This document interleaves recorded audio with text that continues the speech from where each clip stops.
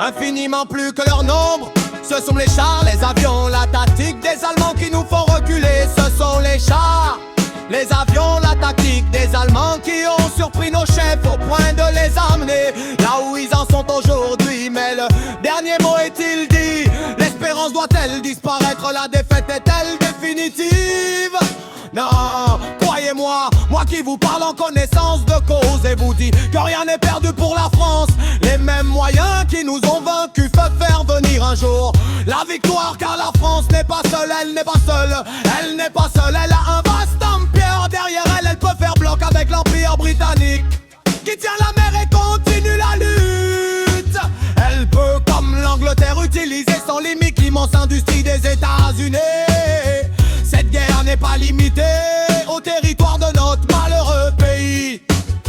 Cette guerre n'est pas tranchée par la bataille de France. Cette guerre est une guerre mondiale.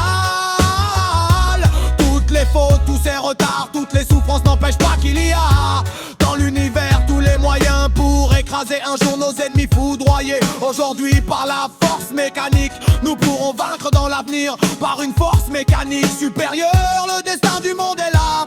Moi, général de Gaulle, actuellement à Londres, j'invite les officiers et les soldats français qui se trouvent en territoire britannique ou qui viendraient à s'y trouver avec leurs armes ou sans leurs armes. J'invite les ingénieurs et les ouvriers spécialisés des industries d'armement qui se trouvent en territoire britannique ou qui viendraient à